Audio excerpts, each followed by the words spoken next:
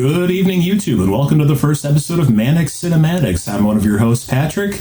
And I'm your co-host, Christian. Welcome, and if you're coming here for the first time, a double welcome.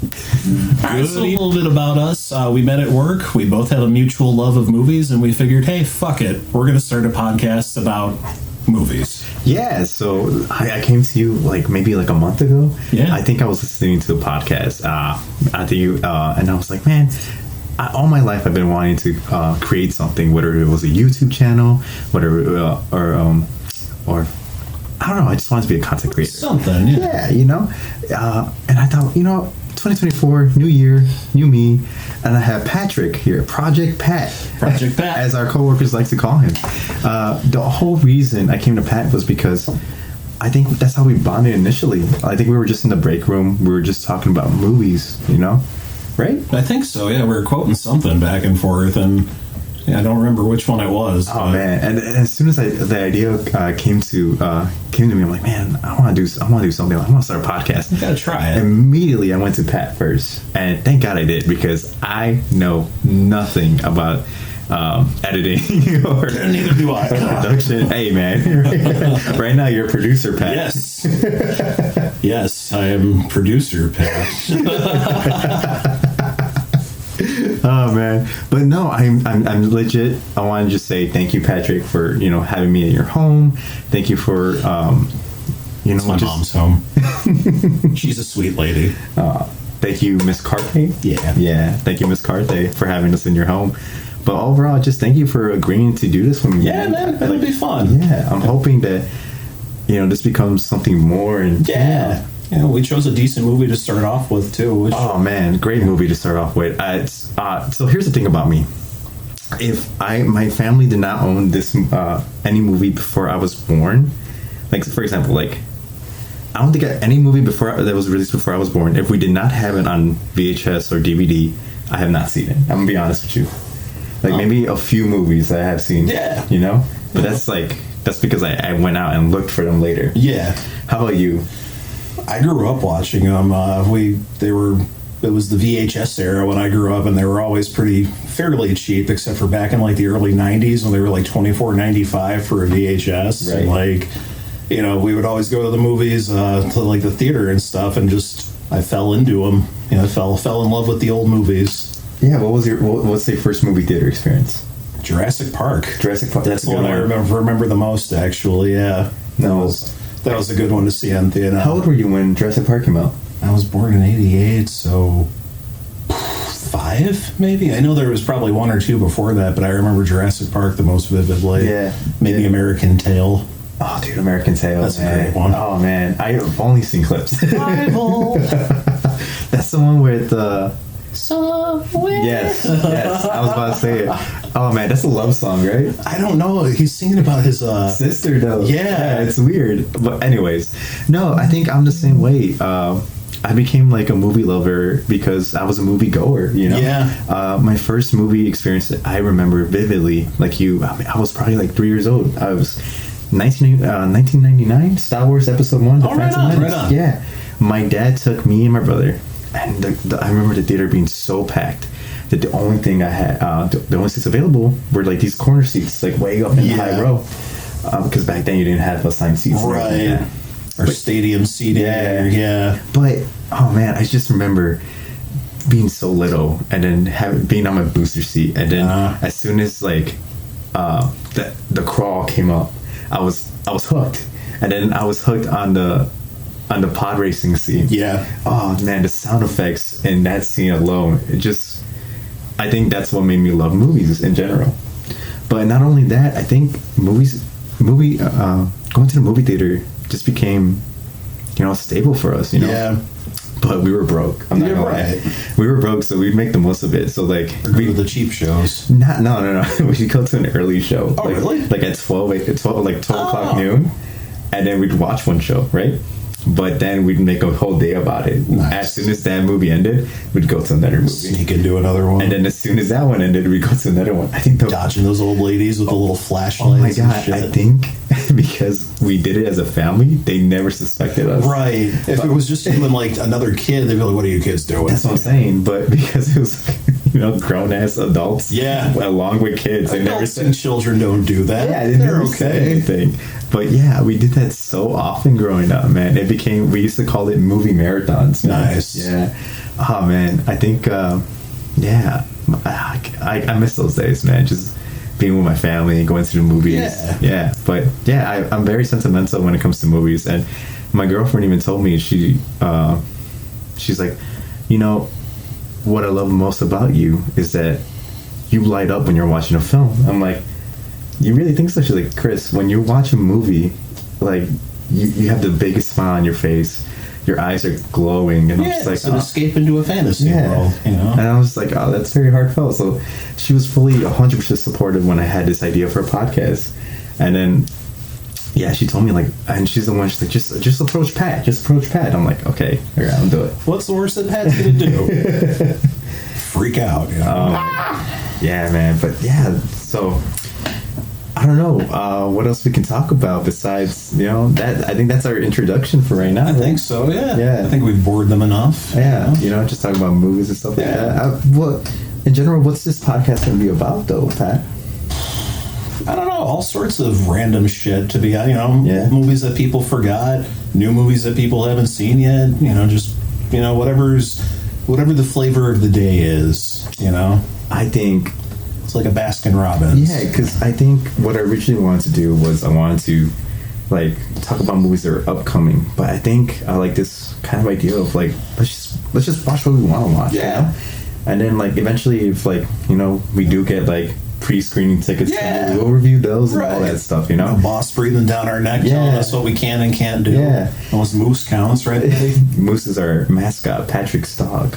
He doesn't bark, otherwise he'd make a noise. Oh, he's the sweetest. I love him already, and I wish I could take him home with me, but You hear that, bud? Everyone likes Moose. The only person that doesn't like it is one of my sister's friends, and I'm just like, why? She's evil. She's evil. Yeah. I don't trust her. Right? No. If you don't like Moose, I don't like you. That's true. The only person he didn't like was actually one of my exes, and I just thought it was really funny because I brought him up to work one day and I worked with her, and he went up to her, he sniffed her, and went, just his face, and then he walked away. I'm like, good boy. Moose has a sixth sense. You have a sixth sense for evil cunts. Oh my god. Oh shit. Oh god. Okay. I said the dreaded C word. Oh no. Man, there was a phase where I was throwing that out like nothing. Because have you ever seen The Departed with Mark Wahlberg? Yeah, he says it 500 times in that movie. Ever since I saw that movie, I would be saying it every now and then. I just got into it because of I get into an Irish British phase for a while, and I'm like, wow, they use that word over there like candy. Holy shit. I got in a Boston phase, and so I don't know if you've seen oh man, it just released. It was Ted's the Peacock TV show. Oh, is it any good? So good. Okay. So good. I think it reminds me of those early seasons of Family Guy. Okay. Where they were good. Yeah, it is like a sitcom. It is. I think Ted works better as a sitcom as opposed to a film. Mark Wahlberg in it? No. The kid who plays young Johnny though. Yeah. Is the same kid who played the I missed in Daddy Daycare. Oh, that kid. Yeah. I missed. Oh man, and then the cycle track starts playing. Yup. I haven't seen that. Dude, he did such a good job though. Alright. Yeah, dude, Daddy Daycare was one of my favorite movies. That's a good movie. I watched that in child development in high school. Really? Yeah. I was the only guy in that class, and I can't imagine why. Nah, man, Daddy Daycare was so good. I forgot his name, but the guy who plays the Star Trek friend. Oh man, I'm gonna look this up. Yeah, no, but are we still recording? I stopped for a second. Oh, okay. Yeah, dude, but yeah, no. So we digress.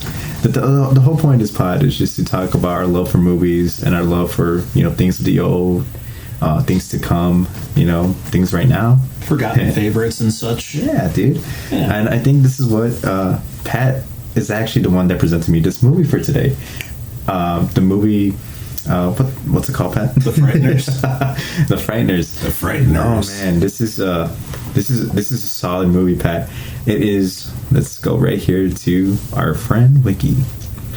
The Frighteners is a 1996 supernatural comedy horror film directed by Peter Jackson and co-written by Fran Walsh. The film stars Michael J. Fox, Trini Alvarado, Peter Dobson, John Astin, D. Wallace Stone, Jeffrey Combs, R. Lee Emery, and Jake Busey. Ermy? Yeah. Sorry about that. Ermy. Jake Busey. Yeah. With his fucked up teeth. He's got some fucked up teeth. Dude, Pat, like I said earlier in the intro, I have never heard of this movie, and I have never seen this movie in my life. I was scrolling through my many, many movies. I'm like, ooh, The Frighteners. I think everyone's forgotten about that one by this point. You know what's crazy, man? This movie was released, I think, 4 days after I was born. Oh, nice. 4 days after I was born. This movie released July 19, 1996, and it was up against, guess what, Patrick? Independence Day, man. Naturally, that's why it didn't do so well. Dude, and you know what sucks, man? The producers of this film had such faith in this film that it was originally slotted to release in October, but they were like, nah, man, this film's gonna do really well. It's a really good film. So they pushed it to July. Yeah. But unfortunately, Independence Day, the biggest movie of that year, right? Yeah. Yeah. Oh, yeah. It had no shot. No. No shot. Not against Independence Day. I think Independence Day was #1, and this movie came out to #5. Well, that's not bad. I mean, and all things considered, considering how many movies were probably released at that time. Honestly, though, when I think about it. But you know, I'm not a big fan of 90s movies, if I'm being honest. It depends on the movie. Like, some of them are classics, some of them are... We're just not going to go there yet. Eventually, we'll find a movie that we don't like, and we'll make fun of it and poke fun at it. Oh, man, we're just going to be ripping off the movie. Rip the shit out of it, yes. Nah, man, but this movie is like... I enjoyed it so much, man. Mm-hmm. But I feel like this movie is like kind of different from the first 20 minutes, you know? The first 20 minutes are a little wacky. Right, you didn't know what to expect with it, and then it kind of like bounces back between like horror and comedy. And then it finds its nice middle ground in the middle of the movie where it's kind of like a nice even mix of everything, of a little bit of cartoonish quality and a little bit of scary, you know? One of the things about this movie is that when we were first introduced to Michael J. Fox's character, I believe his name is Frank Bannister. When we were first introduced to him, he is kind of like a con artist, right? He really is. He's a psychic con man. Yeah. So we don't know yet when we're first introduced to him, but right, if we're gonna like him or if he's gonna be like an anti-hero or something. He's kind of staggering a little bit. And like I'm like at the first scene, I'm like, is he drunk or something? Right. You know? Or is it? I'm sorry, Michael. Is it his Parkinson's? You know, it could. You never know. Been, like in that time, like when did he get diagnosed? At the late '90s, and was it the late '90s? I thought so. Because he was still doing Spin City at the time, and I could have sworn it was like 1993 or '94. I think.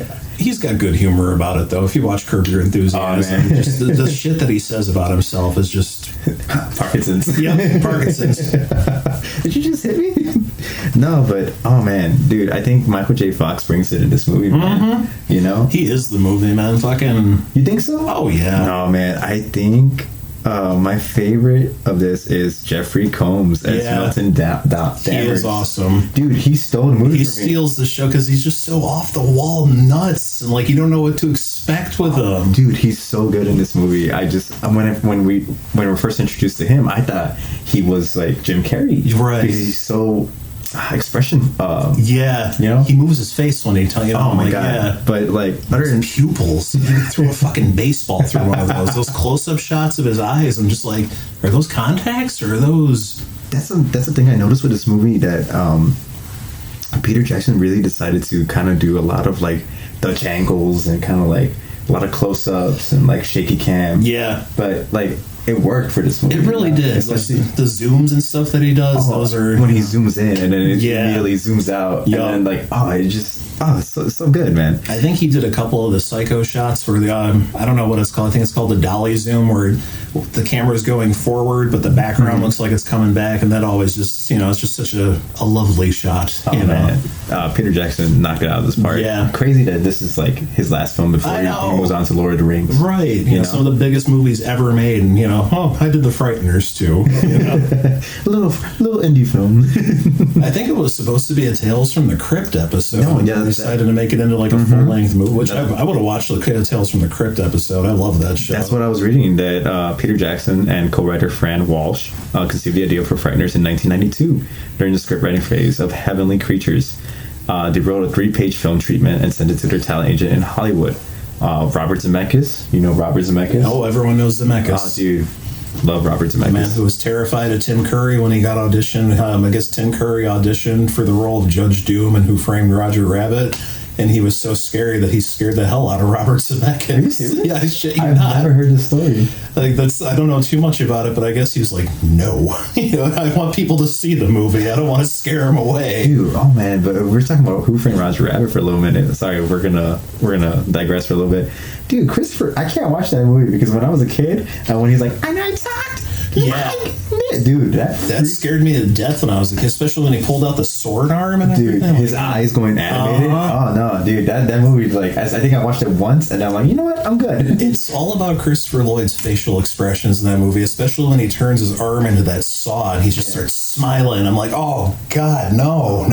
But now that you say Robert Zemeckis, like, it makes sense that he went to Christopher Lloyd, now, Right. You know, Back to the Future and We everything. were just talking about it, I guess, during filming. Michael J. Fox kept calling Judge Doc because he was so similar to Christopher Lloyd. I can't believe that. That cracks me up, man. I could imagine being in the middle of a scene with him. Doc, damn it! Oh man. But no, this was like you originally said, this was originally supposed to be a Tales of the Crypt episode, but it was eventually turned into a movie. Zemeckis was so impressed with the script that he decided Frighteners would work better directed by Jackson, man. Good choice, dude. too. Honestly, man.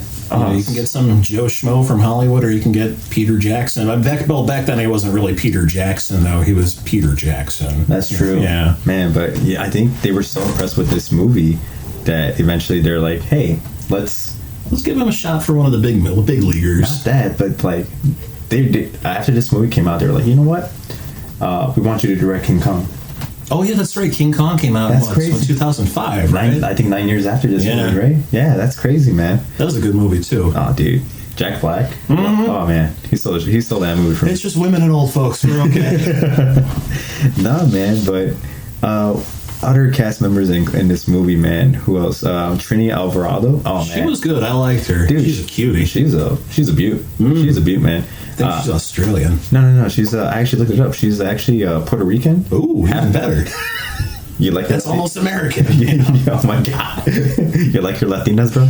I like my Latinos. Yeah. I've had my experience with the Latinos, and Can't go wrong. you really can actually. Just watch your words. Don't mince them, and just watch your fucking words Oh, yeah, carefully. man. Otherwise, Yeah. you'll get a nice mix of Spanglish being yelled at. Now, granted, it is kind of a turn on when she was screaming at me. Like she kept going back and forth between Hispanic and English. I'm like, I don't know whether to be turned on or terrified right now. Maybe both. Yeah, they have the effect on them, man. Especially if you get them mad, man. You gotta be careful. I didn't mean to. Yeah, you okay there, dog? You gonna get down? Hang on, we don't. Okay, good boy. Moose wants to join the conversation. Hi. He's like, we're talking about big booty Latinas. Yeah. No. Yeah. What else can we talk? Who else was in this movie? Peter Dobson as Brady Linsky. I liked him. He was a perfect dickhead. Oh, man, I think so this is what confused me about the movie, man, because like you know how all the ghosts are all of Frank's ghosts are eventually like killed, right? All of his Yeah. friends, but how come we don't see Judge at the end, and how come we don't see Ray. Ray at the end? Yeah, I was wondering about that. Maybe they couldn't get John Astin to film anymore or something. Because wasn't he like 90 when this movie came out? Yeah, he was up there. He was man. up there, man. Yeah. Rest in peace. I mean, the original Gomez, man. Come on. Yeah. But no, I really did like this movie, man. I think Jeffrey Combs for me steals it. D. Wallace Stones. That's another thing about this movie, man. It was inspired by an actual crime. You know that? Oh. Yes. Oh, what, Starkweather? Yeah, Jake Busey as John Bartlett, a mass murderer inspired by Charles Starkweather. Yep. Yeah, I didn't know that. Yeah, he was the guy on top of the clock tower in Texas back in the 60s that was sniping people. Really? Hey. Go. Yeah, they mentioned it in I believe in the first 10 minutes. Yeah. During the introduction. Yeah, because he was talking about, he was bragging about how many people he killed. He's like, that's one more than Starkweather. Oh man, he did such a good job playing this insane psycho. He really did. He moved like when he was moving, he moved like an animal. I don't know if he did that on purpose or if if he was really that's just how he moves. All I know is that he brought an animalistic quality to the character that just made him a lot creepier. And plus, like, I thought it was his haircut, but like, because he went to the chair, if you look at his head, you could see like a black mark on there. Right. So that's where he got shocked by the chair. You know, I didn't notice that. I thought it was his haircut because he's in black and white throughout most of the movie, and like, you know, they did a close up of him, like, oh my god, that's where he got shocked. That's, oh man, the little details. The like little that. details Little make details this movie insanely fun. Oh man, dude. I think what bums me out about this movie though is that I feel like this movie is completely different throughout its runtime. I feel like the first 20 minutes are like a standard Tales of the Crypt episode. Yeah.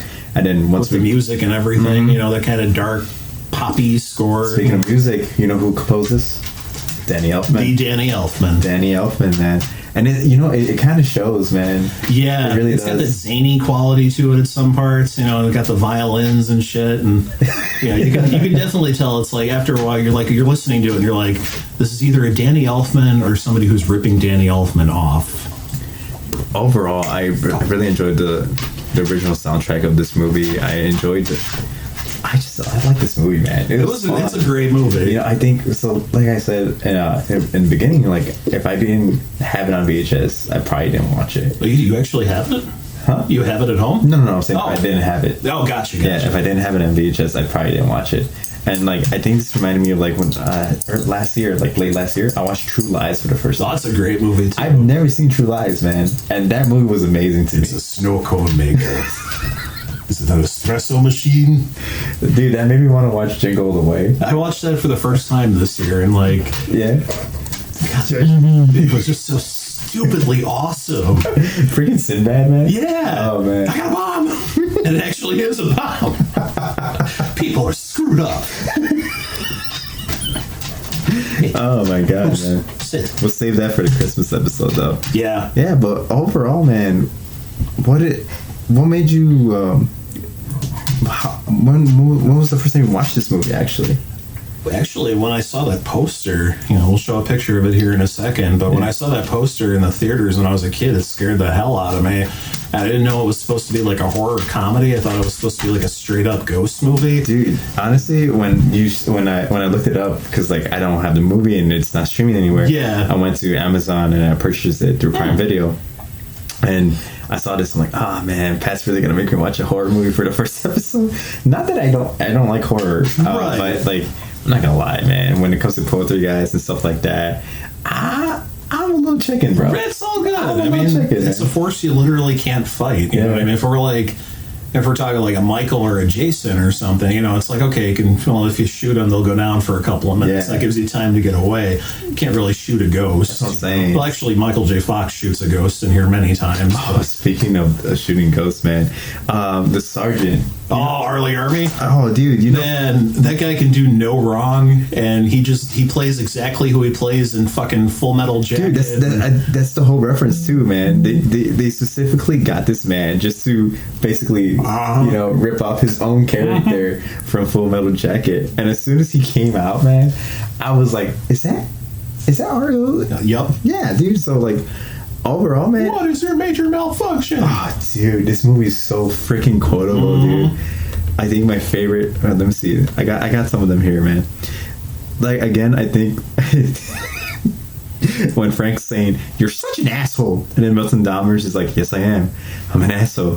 Dude, I would lost my shit, dude. He literally does have all the best lines in that movie. He really my body is a roadmap of pain. He shows all those, spoiler alert, shows all the scars on his chest and just like, God, he's wearing a lead vest and shit, and it even has like the nipples carved out on it and everything.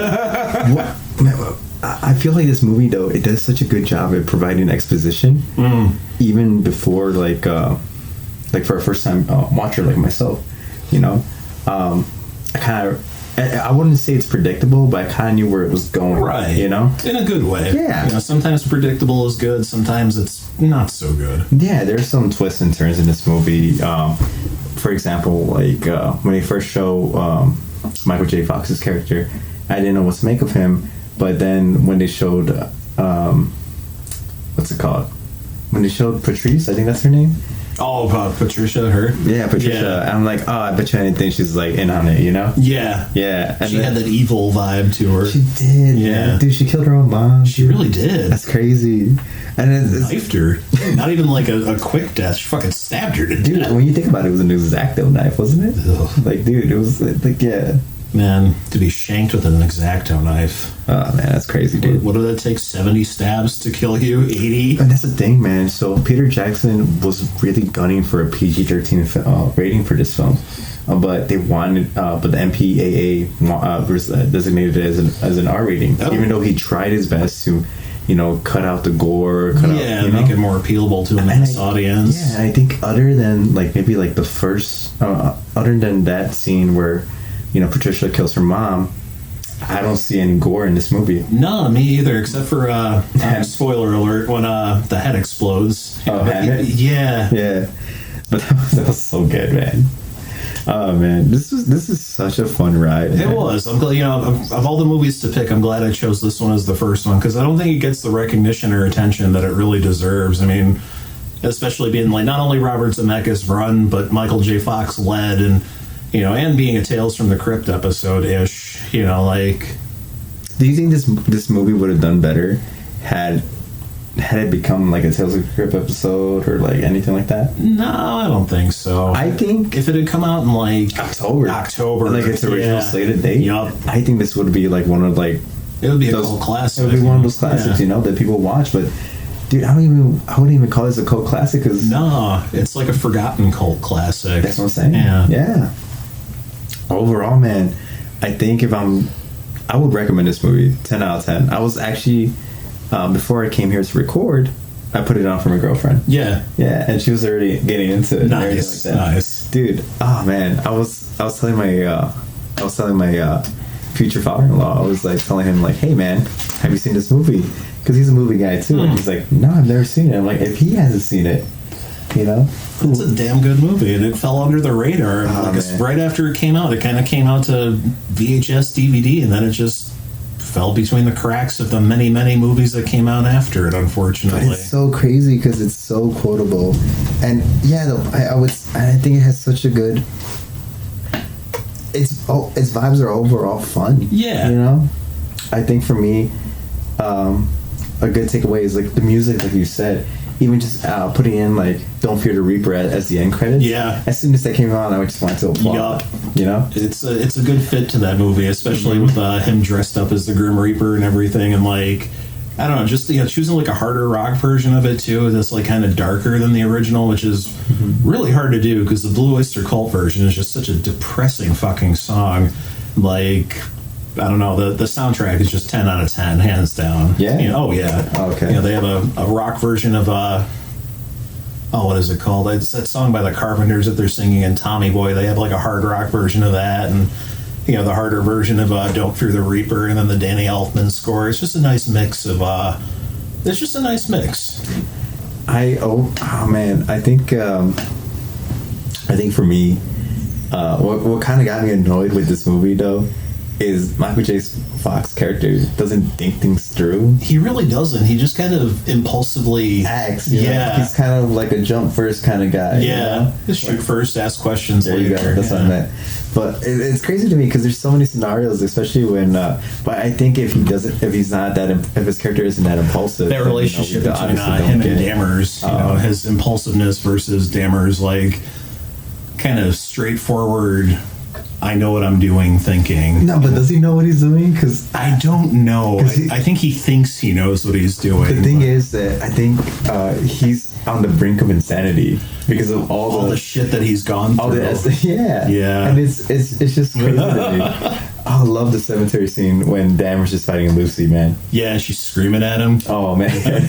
Let me out of the goddamn car.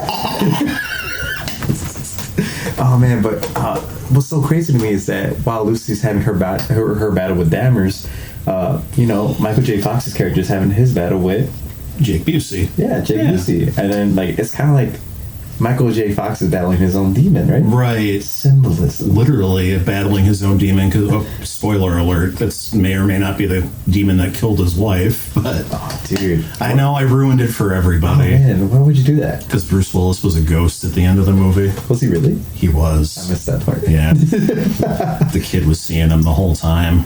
It's all in Haley Joel Osment's head.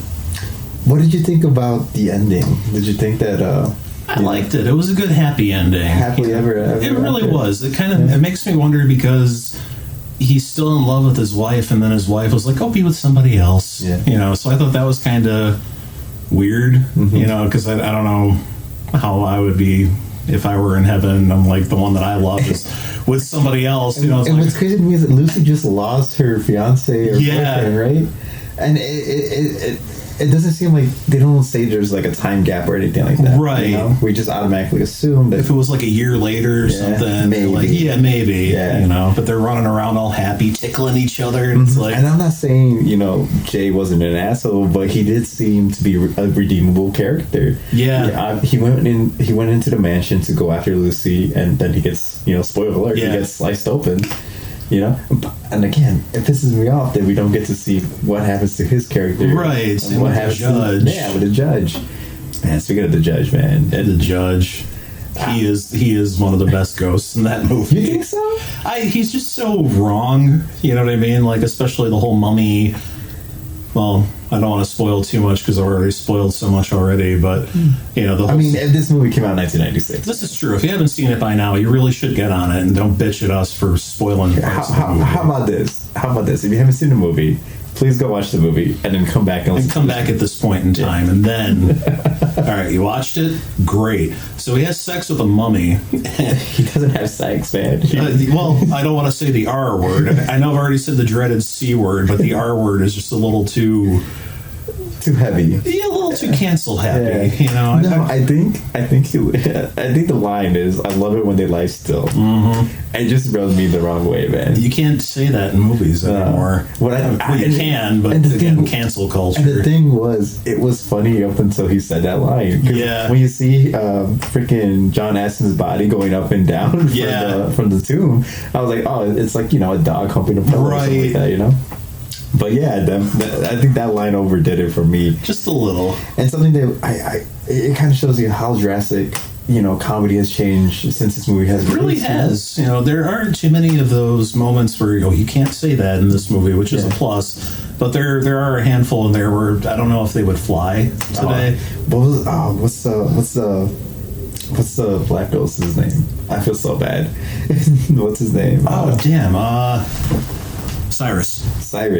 Yeah, when Cyrus is like talking about man, if I wanted to get this shot at, I would move back to Los Angeles. Dude, I thought that was such a good line. It really is. And you know what's crazy? It's so relevant today. It really is. They were making fun of it in one of the Naked Gun movies, and they're tunneling out of prison, and they pop out into it's like we made our way into a Los Angeles high school parking lot, and all the kids are strapped. And I'm just like, you can't do that. But is it not true though? I mean, America, man, gotta love it. Love it or leave it, man. Love it or leave it, man. Love it or fix it. Yeah, let's fix it. Or move to Canada, dude. Man, I've been on TikTok lately, and apparently Canada's not doing so hot either, bro. Is it Justin Trudeau again? I don't know, man. Oh no. Politics aside, yeah. He is a cute dog. That's all that matters. Not as cute as Moose, though. Not as cute as you, Moose. I think gonna get up and greet Mom.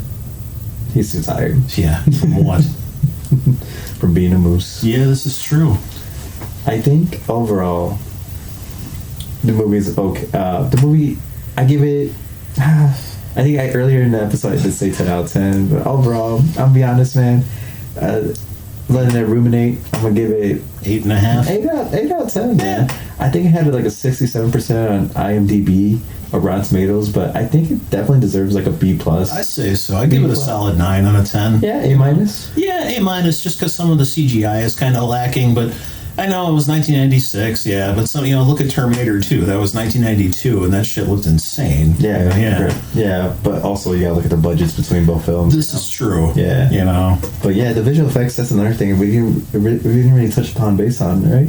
And, I mean, they were good. I mean, some of them were insanely good, and other scenes looked very CGI. Very like a Goosebumps episode. Like a Goosebumps episode. Or a Tales from the Crypt episode. All right, so I think that about does it for. I'd say that we covered pretty much all the bases. You know, soundtrack, gore, acting, Trini Alvarado being super cute. Oh man, I'm a sucker for brunettes with curly hair. Yeah, so please, what am I saying? Please, don't beg the people. Don't beg please. This movie came out in '96.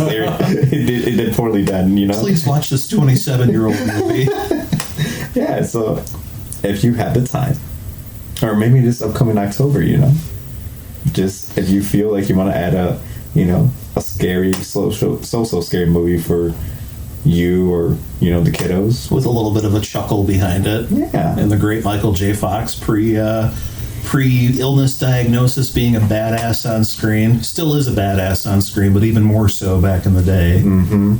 Yeah. 1996, The Frighteners, directed by Mr. Peter Jackson. 8 out of 10. Would recommend. Yeah, 9 out of 10 would definitely recommend. So I guess that's it. And then segue to the exit. Wayne's World. And then we go into, okay, so now that the movie portion of the episode is done, man, I think this is the part where we say like things that we're looking forward to in terms of like, it could be in terms of like, movie, TV, books, graphic novels, anything you want, man. The Boys for me, man. I've been looking forward to that for over a year now. I never got into it. Oh no, it's just so unbelievably violent. I love it. Yeah. If you want, we can like do like an episode like for like per season about it. I'm down, but I don't know. I feel like that one, it explains itself. Yeah. It's I like it because that's what superheroes would be like if they were actually real, actual people. They'd be douches. They would be complete assholes. I mean, if you couldn't be killed, would you be a friendly person? No, I'd be a fucking asshole. I'd be picking fights with people and going into wars and stuff, and I don't know, Homelander, fucking frightening. Like, just frightening. Oh man, I don't know if you've seen, it's on Amazon Prime Video too. Have you seen Invincible? No. It's by it kind of has the same vibes as The Boys. It was an indie comic. I forgot who actually wrote it and everything like that, so I'm not even gonna name drop it, but yeah, if you like The Boys, I would recommend Invincible. Right on. There's a character that he's like Superman but evil, called Omni-Man. Okay. And everybody's saying that Omni-Man would just whoop Homelander. That Homelander is like the weakest of like the evil Superman or something. I don't know, man. Homelander's pretty awesome.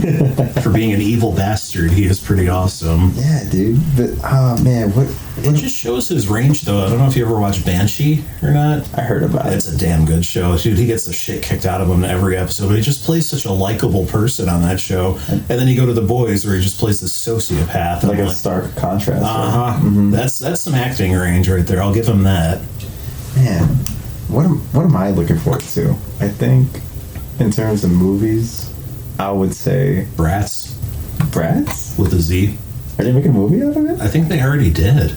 I was about to say that preceded like Barbie like 10 years, no? I would watch it for the children.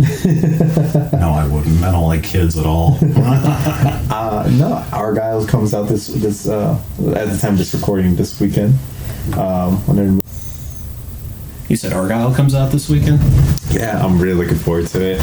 It's by the same director of Kingsman, one of my favorite movies too. And so yeah, that one and Masters of Air, which is kind of like a sister series to Band of Brothers and The Pacific.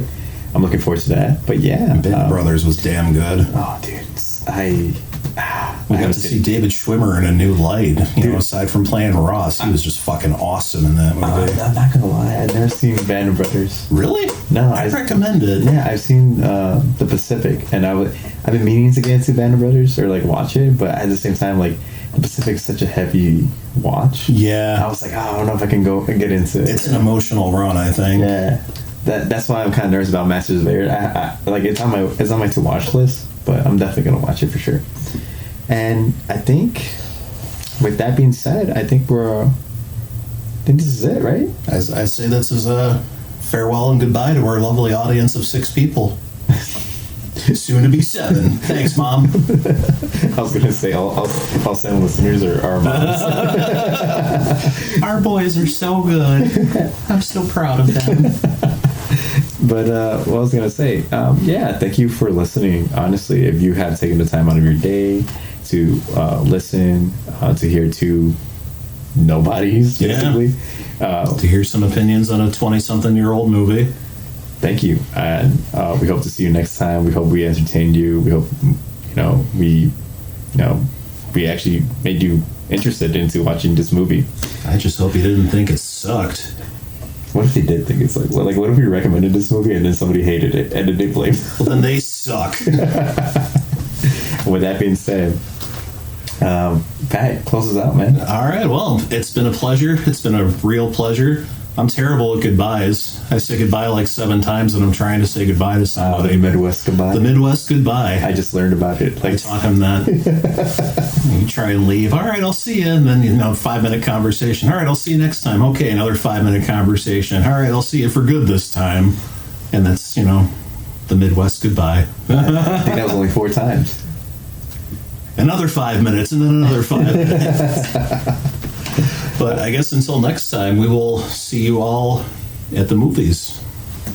I like that. I like that too. Oh, shit. I just hope the people like that as much as we did. And scene. End scene. How do you turn this thing off? Oh.